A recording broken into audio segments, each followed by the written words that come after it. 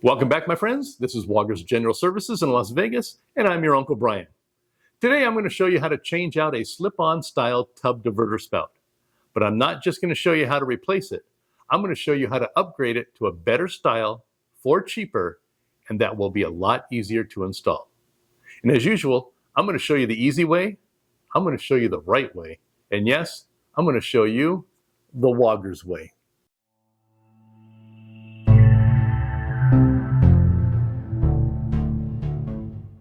If you have a slip-on spout, you probably have one like this.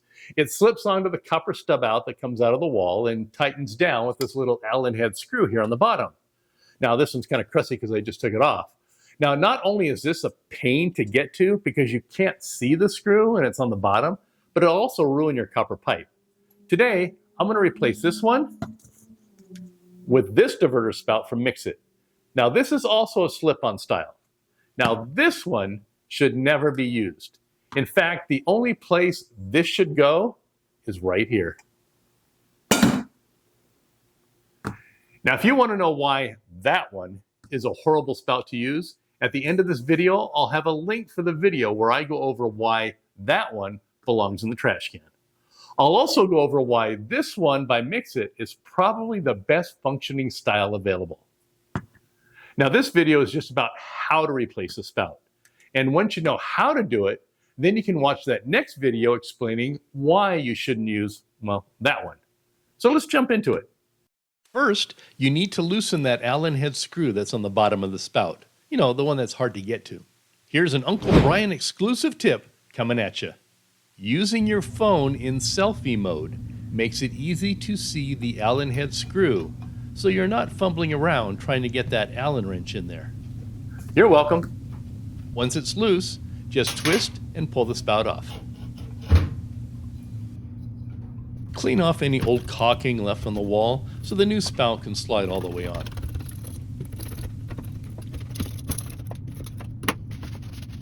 Also, clean up the copper pipe and check to make sure there's no damage or distortion.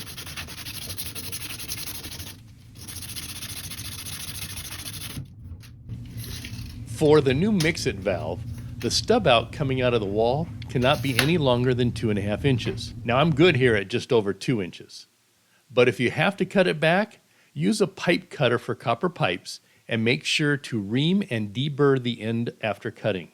If you don't, you'll probably damage the O-ring inside the spout when you're trying to put it back on, which will just end up leaking. The new Mix-It spout is already adjusted to slip onto the copper pipe, so you shouldn't have to mess around with the adjustment screw.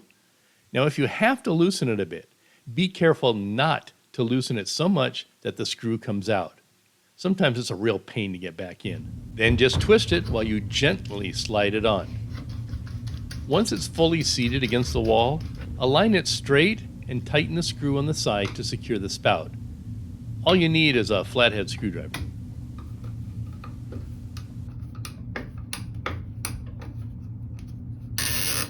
Finally, seal the base of the diverter to the wall with a little shower-grade silicone. Now I like this one from GE that has a 30-minute water-ready time.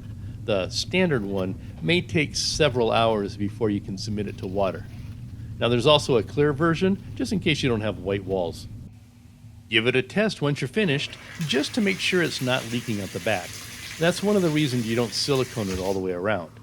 Now there is a small weep notch in the bottom at the back of the spout, so make sure not to cover that up when you're siliconing.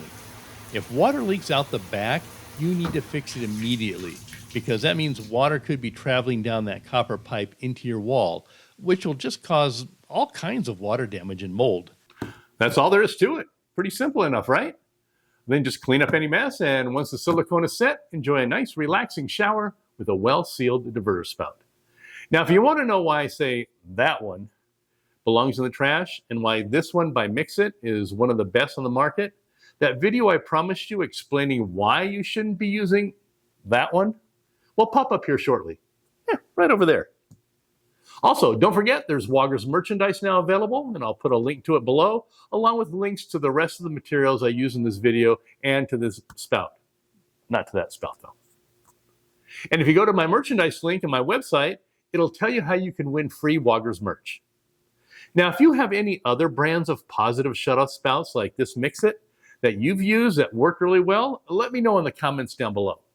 Also, don't forget to click that thumbs up like button down below and subscribe to my channel if you find my content helpful. Subscribe anyway. Hey, there's that video now. All right, thank you for watching. And until the next time, when you watch that video, this is your Uncle Brian saying, I'll see you in the next video. What are you waiting for? Go ahead. Click on it. You know you want to.